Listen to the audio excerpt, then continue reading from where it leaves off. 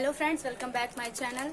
आज हम इस वीडियो में डिस्कस करेंगे हिंदी साहित्य का इतिहास, जो कि सबको पता है कि हिंदी साहित्य का इतिहास दो भागों में बांटा गया है। पहला गद्य का इतिहास और दूसरा पद्य यानी काव्य का इतिहास।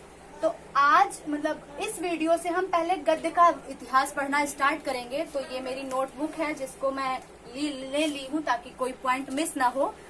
लेकिन इससे पहले हम कुछ बात करेंगे कि हिंदी गद्य के इतिहास के बारे में अगर हम सोचते हैं या फिर बोला जाता है कि हिंदी गद्य का इतिहास पढ़ लेना, तो बच्चे कॉमन क्या करते हैं कि हाँ, भारतेंदु युग, द्विवेदी युग, शुक्ल युग, शुक्लोत्तर युग, इतना पढ़ा, गद्य का इतिहास हमारा खत्म, आगे हमको पढ़ने की जरूरत नहीं, बस हिंदी गद्य के इतिहास में ये 4 युग पढ़ लो, हिंदी गद्य का इतिहास खत्म। लेकिन अगर आपने नोटिस किया हो कि कुछ क्वेश्चंस आते हैं कि प्रयोगवादी युग के जनक कौन है, प्रवर्तक कौन है, या फिर प्रगतिवादी युग की समय सीमा बताइए, नई कविता की समय सीमा बताइए। तो ये क्वेश्चंस कहाँ से आए हैं? ये क्वेश्चंस आए हैं इसके आगे जो है प्रगतिवादी युग, प्रयोगवादी युग और नई कविता। हिंदी गद्य का इतिहास हमारा इन्हीं 4 पे आके नहीं खत्म होता है, इसके आगे भी है। जो आता है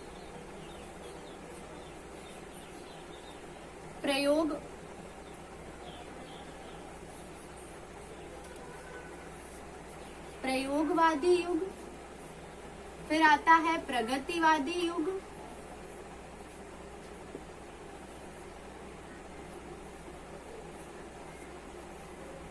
और इसके बाद एक आता है नई कविता।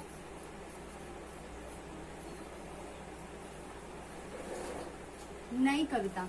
तो अगर आप ध्यान में ये रखे हुए कि भाई भारतेंदु युग, द्विवेदी युग, शुक्ल युग, शुक्लोत्तर युग, ये चारों पढ़ लो और गद्य का इतिहास खत्म, तो जागो छात्र जागो, यहाँ ये भी है, इसको भी पढ़ना है, इससे भी क्वेश्चंस आते हैं।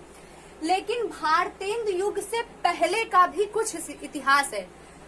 तो क्वेश्चन के उससे समझते हैं कि जैसे क्वेश्चन आता है श्रृंगार रस मंडन किसकी रचना है, या फिर हिंदी गद्य के प्राचीन रूप क्या है, हिंदी गद्य की खड़ी बोली को ऊपर उठाने वाले 4 लोगों का वर्णन, 4 लोगों के बारे में बताइए, कौन से वो 4 लोग हैं। हिंदी खड़ी बोली गद्य को के ऊपर उठाने में योगदान करने वाले 2 राजाओं के नाम बताइए। तो ये जो हमारे क्वेश्चंस आते हैं वो हमारे भारतेंदु युग के पहले के हैं। जो ये क्वेश्चंस अभी मैंने बताया, ये सारे हमारे भारतेंदु युग के पहले के क्वेश्चंस हैं। तो आज के इस सेशन में हम सिर्फ पूर्व भारतेंदु युग पढ़ेंगे, भारतेंदु युग के पहले का है वो चूंकि पार्ट, तो उसको हम नाम देंगे पूर्व भारतेंदु युग या प्राचीन युग। तो ये सारे जो है आगे आने वाले वीडियो में, एक एक वीडियो में हम भारतेंदु युग, द्विवेदी युग, शुक्ल युग, शुक्लोत्तर युग, फिर प्रयोगवादी, प्रगतिवादी, नई कविता, step by step, video by video cover करते रहेंगे। लेकिन आज के इस सेशन में हम सिर्फ पढ़ेंगे पूर्व भारतेंदु युग या प्राचीन युग।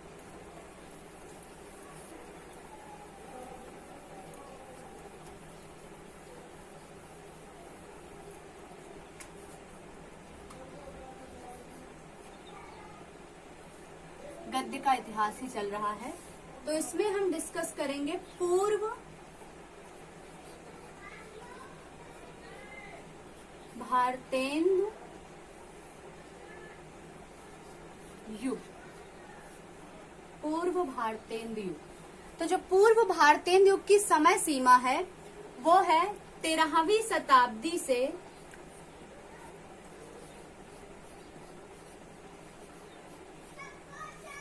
1850 या फिर 1868 तक। कहीं कहीं पे 1850 तक मिलता है, किसी किसी बुक में 1868 मिलता है। क्योंकि जो मैंने खुद की अपनी नोट्स तैयार की है, ये मैंने टोटल 6 बुक पढ़कर तब तैयार की है, तो मुझे सन में जो है कई जगह 50 मिला है, कई जगह 68 मिला है। तो अगर आपका ऑप्शनल क्वेश्चन पूछा जाता है कि कहाँ से कहाँ तक में है और उसमें 50 दिया है तो 50 में लगाइए, या फिर 68 दिया है, 50 नहीं दिया है तो 68 में लगाइए। जानकारी दोनों रखिए, इसलिए दोनों मैंने लिख दिया है। तो पूर्व भारतेंदु युग की समय सीमा हो गई 13वीं से 1850 या 1868 तक। इसमें हम 2 भाग में इसको पढ़ेंगे पूर्व भारतेंदु युग के।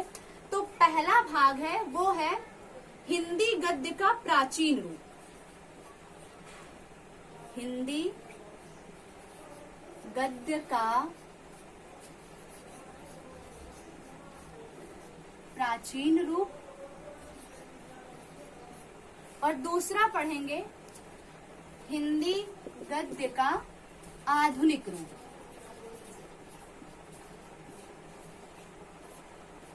आधुनिक रूप। तो पहला है हिंदी गद्य का प्राचीन रूप।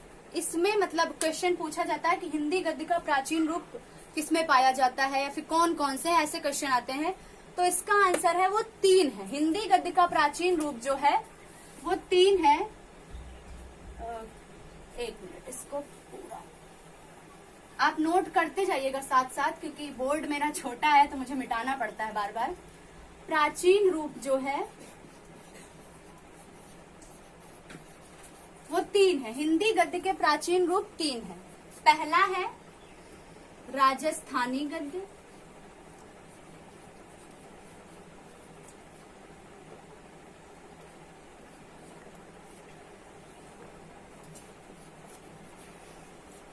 दूसरा है ब्रजभाषा गद्य, ब्रजभाषा गद्य, और तीसरा है मैथिली गद्य। तीसरा मैथिली गद्य। बहुत कॉमन सी चीजें लोगों से छूट जाती है, लेकिन इनसे जो है क्वेश्चंस उठाए जाते हैं और अक्सर हमारे क्वेश्चन क्या है वो गलत हो जाते हैं। तो आज हम पूरा एक एक चीज कवर करने वाले हैं इसमें कि इन सब चीजों से कौन कौन से क्वेश्चन उठते हैं, कैसे कैसे क्वेश्चन बनाए जाते हैं। तो राजस्थानी गद्य, समय सीमा सबसे ज्यादा इम्पोर्टेंट है। हर उसमें पूछा जाता है, कहीं भारतेंदु युग का पूछ लेगा, कहीं द्विवेदी युग का पूछ लेगा, काव्य में जाएंगे तो आदिकाल का पूछ लेगा, या फिर राजस्थानी गद्य की समय सीमा भी पूछ सकते हैं कभी कभी कि कहाँ राजस्थानी गद्य की समय सीमा, यानी राजस्थानी गद्य सामान्यतः कब से प्रारंभ हुआ और कब तक रहा। ब्रजभाषा गद्य, मैथिली गद्य तो समय सीमा पर आते हैं। तो जो राजस्थानी गद्य की समय सीमा है वो है 13वीं शताब्दी। 13वीं शताब्दी यानी सामान्यतया इसका प्रारंभ जो है वो 13वीं शताब्दी से माना जाता है। लेकिन कहीं कहीं पर यानी कुछ पुस्तकों पर 10वीं या फिर 11वीं शताब्दी भी मिलता है देखने को। 10वीं या 11वीं शताब्दी भी मिलता है। इसे आप साइड में कहीं नोट कर लीजिए ताकि आपके ध्यान में रहे। अगर ऑप्शनल क्वेश्चन आता है या फिर मतलब बोल दिया कि 10वीं में है या फिर 11वीं में है, सत्य ऐसा करके कुछ, तो दिमाग पे रहे कि नहीं हाँ 10वीं या 11वीं शताब्दी भी मिलता है देखने को, तो ये गलत नहीं है। लेकिन सामान्यतः जो इसका प्रारंभ माना जाता है वो है हमारा 13वीं शताब्दी से। अब बात करते हैं ब्रजभाषा गद्य की। तो ब्रजभाषा गद्य और मैथिली गद्य इन दोनों का प्रारंभ 14वीं शताब्दी से माना जाता है। 14वीं शताब्दी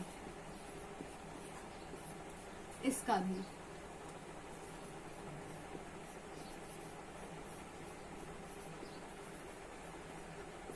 इसका 14वीं से 16वीं शताब्दी तक माना जाता है। क्वेश्चन इसमें बनता है कि ब्रजभाषा गद्य का सूत्रपात लिखिए। ये क्वेश्चन आता है, इम्पोर्टेंट है काफी। तो इसका सूत्रपात हम या लिख सकते हैं 14वीं शताब्दी या फिर संवत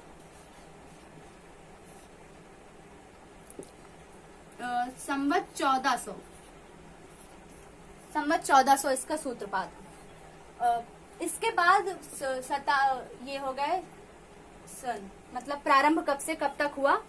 फिर इसमें आता है क्वेश्चन कि राजस्थानी गद्य या फिर ब्रजभाषा गद्य जो है इसकी रचनाएं प्रमुखता सबसे पहले देखने में किस भाषा में या फिर किस धर्म में देखने को मिली, किस पुस्तक में देखने को मिली। तो जो ब्रजभाषा गद्य है इसका प्रयोग सबसे पहले हमें जैन धर्म में देखने को मिला। इसमें जैन धर्म में। और ब्रजभाषा गद्य की जो है प्रारंभिक रचनाएं हमें गोरखपंथी रचनाओं में देखने को मिली। गोरखपंथी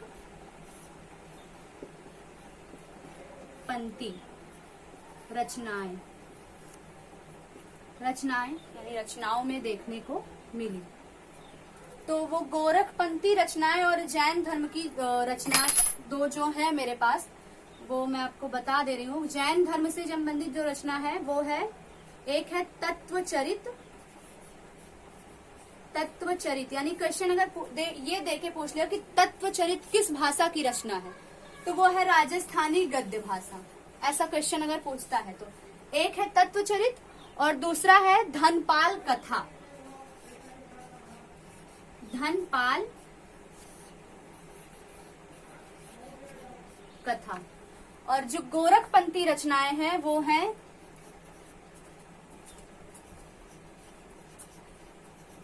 महादेव गोरख संवाद, महादेव गोरख संवाद, गोरख गणेश गोष्ठी, सॉरी गोरख गणेश संवाद, गोरख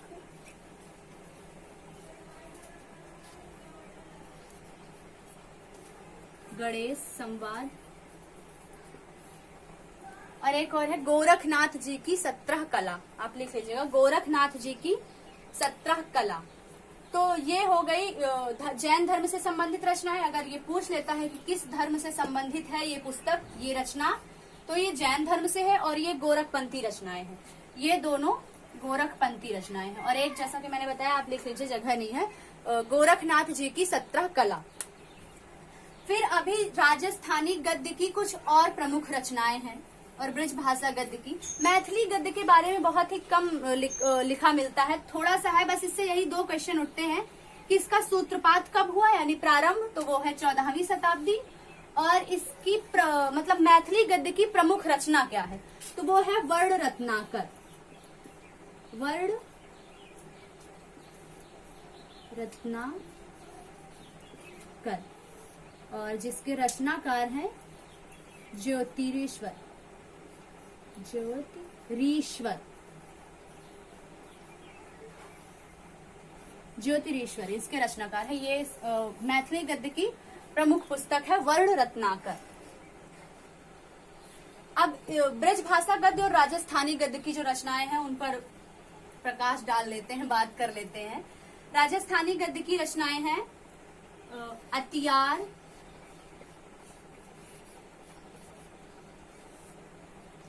आराधना,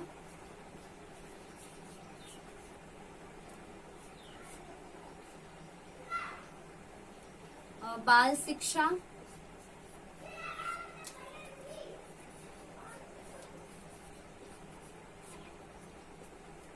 चंद्र कुंवर की बात,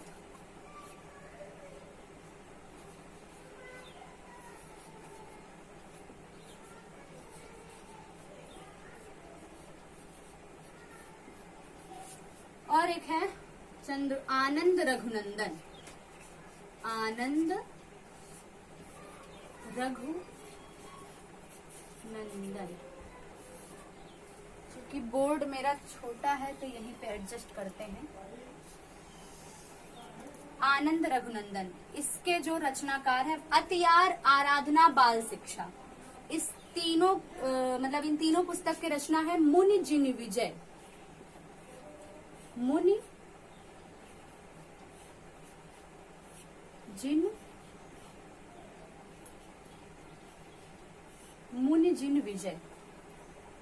मुनि जिन विजय। तो अब चूंकि इनकी 3 रचनाएं हैं तो इसका एक छोटा सा ट्रिक मैंने बनाया है ताकि आप लोग को याद हो जाए। बहुत ही सिंपल सा है, वो है आ बाल मुनि। इसको आप ऐसे ही लिखेंगे तो ये डैश आपको बताएगा कि हाँ ये मुनि यानी इसके रचनाकार हैं और ये इनकी रचनाएं हैं। आ यानी आराधना, फिर अ यानी अतियार, और बाल यानी बाल शिक्षा। ये ट्रिक है छोटी सी। फिर है चंद्र कुंवर की बात। तो चूंकि एक ही है तो इसमें कोई ट्रिक नहीं है मेरे पास। चंद्र कुंवर की बात, इसको लिखा है प्रताप सिंह ने।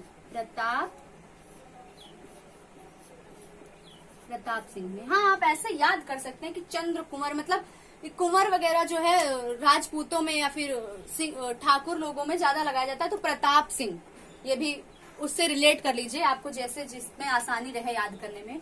और आनंद रघुनंदन, ये रचना है महाराजा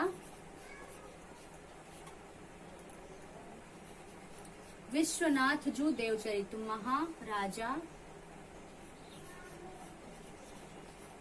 विश्वनाथ जू देव चरित। ये जो है रीवा के नरेश थे, मतलब रीवा के राजा थे, इसीलिए इनके नाम के आगे महाराजा लिखा हुआ है। आप ब्रैकेट में लिख सकते हैं रीवा नरेश, रीवा नरेश, ये वहां के राजा थे। तो राजस्थानी गद्य की अगर बात की जाए कि मतलब राजस्थानी गद्य की कौन कौन सी रचनाएं हैं, तो उसमें आपका आ जाएगा अतियार, आराधना, बाल शिक्षा, चंद्र कुंवर की बात, आनंद रघुनंदन। और अगर कहा जाए कि जैन धर्म संबंधी 2 रचनाओं के नाम लिखिए, तो इसके पहले जो मैंने लिखाया है तत्वचरित और एक धनपाल कथा। तो ये हो गई राजस्थानी गद्य संबंधित रचनाएं। अब ब्रज भाषा गद्य की रचनाएं लिख लेते हैं। आप इन लोग इसको नोट कर लीजिए, क्योंकि क्वेश्चन बन सकते हैं। ये भी उठा के दे सकता है कि अतियार किसकी रचना है, आराधना किसकी रचना है, क्योंकि रचनाओं की कोई सीमा नहीं है, कोई भी क्वेश्चन उठा के कहीं से भी दे देते हैं। मैं इसको पूरा मिटा दे रही हूँ, जगह की शॉर्टेज है हमारे पास। ब्रज भाषा गद्य की, क्योंकि इसकी कई सारी रचनाएं हैं। ये नोट कर लिया हो आपने, तो इसको भी मिटा देते हैं। ब्रज भाषा गद्य की रचनाएं बहुत इंटरेस्टिंग सी रचनाएं हैं, मतलब ट्रिक जो मैंने बनाए हैं। ब्रज भाषा गद्य, ब्रज भाषा गद्य। तो इसकी रचनाएं हैं श्रृंगार रस मंडन,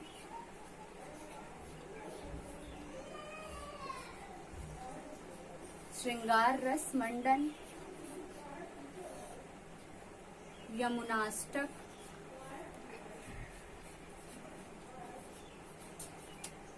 यमुनाष्टक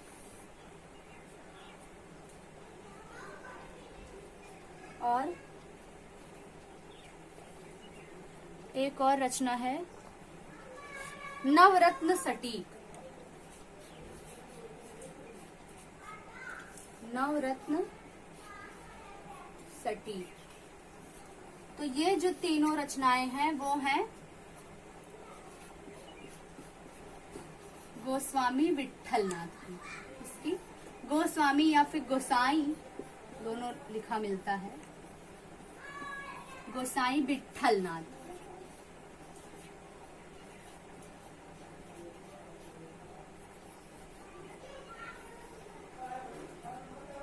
गोसाई या फिर गोस्वामी विट्ठलनाथ। तो इसका ट्रिक मैंने लिया, चूंकि 3 रचनाएं हैं, तो छोटा सा ट्रिक मैंने बनाया है कि 9 रत्नों से श्रृंगार करके यमुना चली विट्ठल के घर।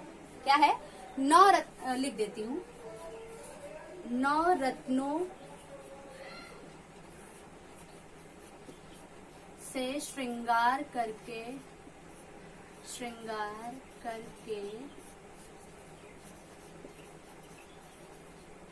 यमुना चली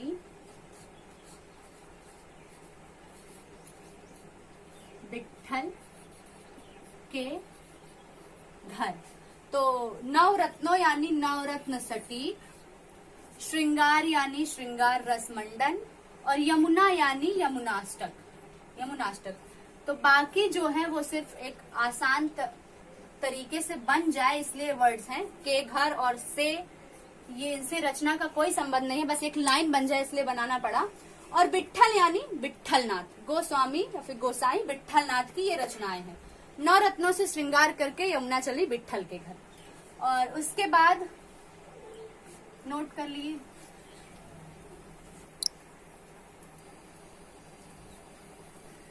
और जो दूसरी है वो है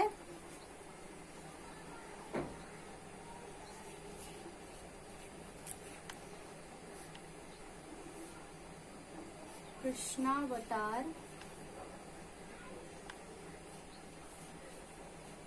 कृष्णावतार की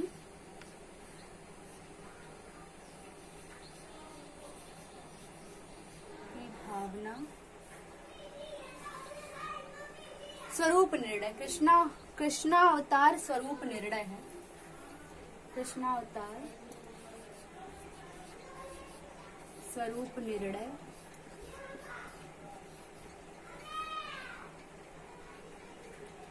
द्वादश निकुंज की भावना, द्वादश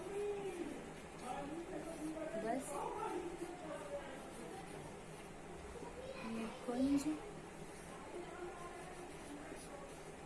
की सातों स्वरूप की भावना।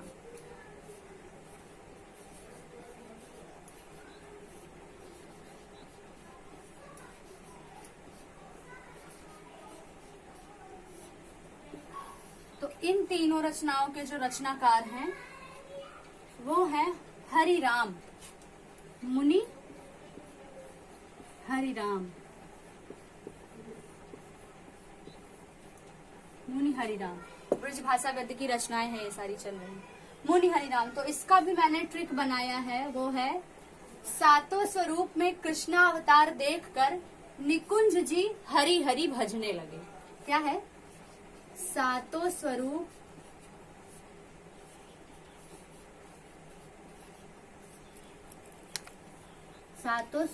में कृष्ण अवतार देखकर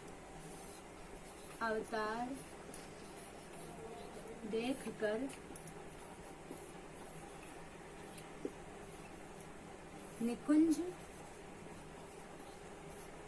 हरि हरि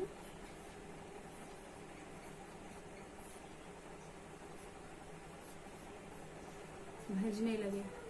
राइटिंग पे मत जाइएगा, मेरी राइटिंग बहुत ही खराब है। सातों स्वरूप में कृष्णा अवतार देखकर निकुंज हरि हरि भजने लगे। हाँ, आप चाहे तो हरिराम भी कर दीजिए, लेकिन यहाँ पे चूंकि कृष्णा अवतार है इसलिए मैंने हरि हरि कर दिया, हरि यानी विष्णु। तो सातों स्वरूप यानी सातों स्वरूप की भावना, कृष्णा अवतार यानी कृष्ण अवतार स्वरूप निर्णय, और देखकर ये जो है सिर्फ एक याद करने के लिए लाइन बन जाए इसलिए लिखा हुआ है।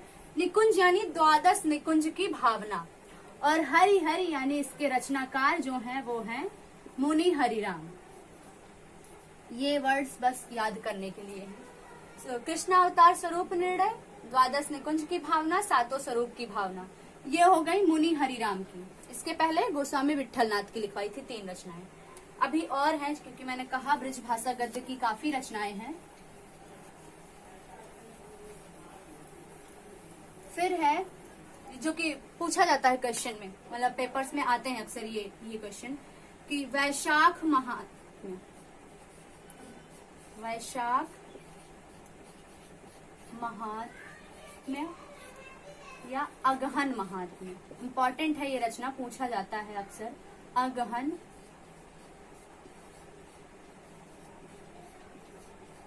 महात्म्य, ये किसकी रचनाएं हैं?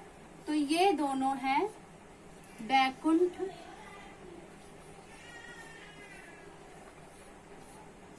मणि शुक्ल जी की। बैकुंठ मणि शुक्ल तो वैसे है 2 ही, लेकिन फिर भी मैंने ये बनाया है कि महात्मा शुक्ल जी बैकुंठ चले। क्या है? महात्मा शुक्ल जी बैकुंठ चले। महात्मा यानी महात्म्य, तो ये जो दोनों महात्म्य जिसमें आएगा, यानी वैशाख महात्म्य, अगहन महात्म्य, तो वो क्या है? शुक्ल जी बैकुंठ चले, यानी बैकुंठ मणि शुक्ल की रचनाएं हैं। छोटा सा है कि महात्मा शुक्ल जी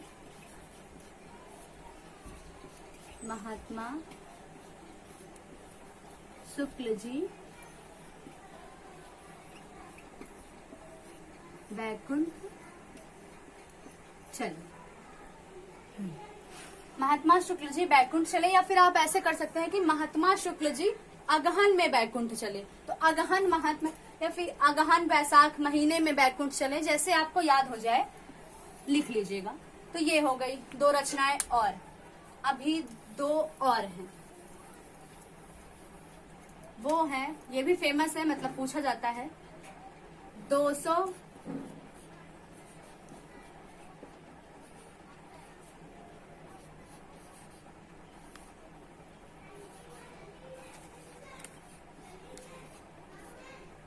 वैष्णव वार्ता और 84 वैष्णव की वार्ता।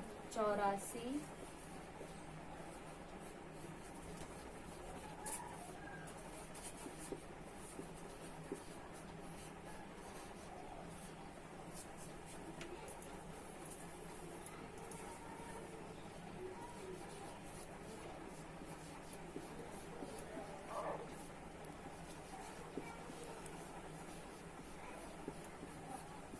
84 वैष्णव, वैष्णव की वार्ता, वैष्णव।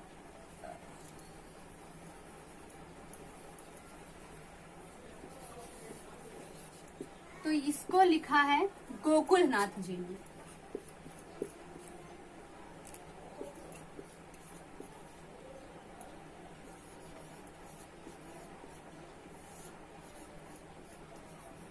गोकुलनाथ। तो इसका जो ट्रिक है काफी हंसने वाला है। हमने अक्सर सुना है कि श्री श्री बाबा 1008 ये ऐसे करके फलाना ढिमकाना, तो उसी से मैंने बना लिया है कि श्री श्री बाबा गोकुलनाथ 284। छोटी सी ही संख्या है लेकिन हमको तो सिर्फ याद करने से मतलब है। तो इनका ट्रिक क्या है, श्री श्री बाबा, श्री श्री लगाइए मत लगाइए वो आप पे डिपेंड करता है आपको कैसे याद होता है। श्री श्री बाबा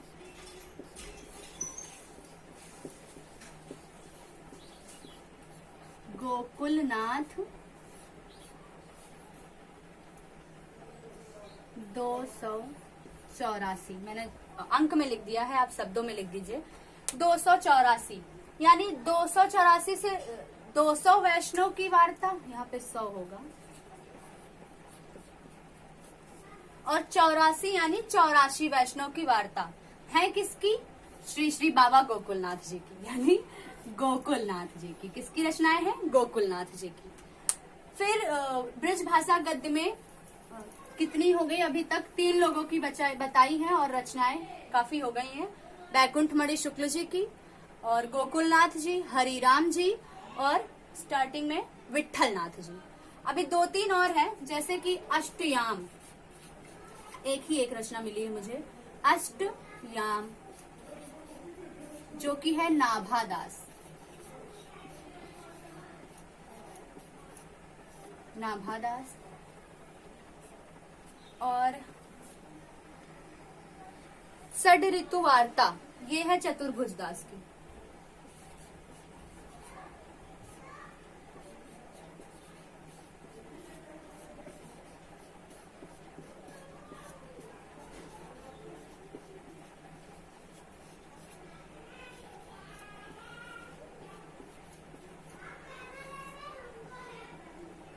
चतुर्भुज।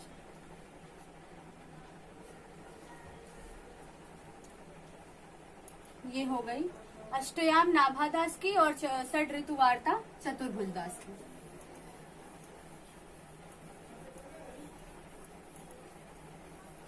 ये सारी थी हमारी ब्रजभाषा गद्य की रचनाएं, जो कि बहुत सारी थी। इसमें ब्रजभाषा गद्य के में फेमस एक रचनाकार है लल्लू लाल, जो हम इसके बाद वाले टॉपिक में अच्छे से उनकी रचनाएं कवर कर लेंगे।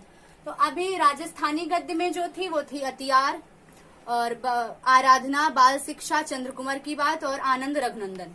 और ब्रज भाषा में जो है वो कई सारी ट्रिक के माध्यम से हमने याद की। अब इसके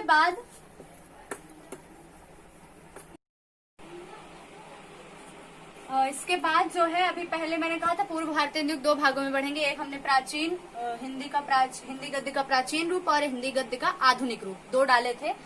तो जिसमें हमने प्राचीन रूप इसमें पूरा कवर कर लिया, यानी ब्रजभाषा गद्य और राजस्थानी गद्य और मैथिली गद्य। इसके बाद आधुनिक रूप जो है, तो पूर्व भारतीय युग में जो दूसरा टॉपिक था कि हिंदी गद्य का आधुनिक रूप, जो कि है खड़ी बोली। तो इसको हम नेक्स्ट वीडियो में कवर करेंगे, क्योंकि वीडियो बहुत लंबा हो रहा है और मेरी बैटरी भी जा चुकी है, आपने आवाज सुनी होगी। तो अगले वीडियो में, यानी जैसे ये वीडियो मेरा नेक्स्ट वीडियो कंप्लीट हो जाएगा, मैं इस वीडियो के नीचे डिस्क्रिप्शन में भी इसको डाल दूंगी। तब तक आप इसे रिवाइज करिए। तो अगले वीडियो के साथ मिलते हैं, यानी हिंदी बोली का।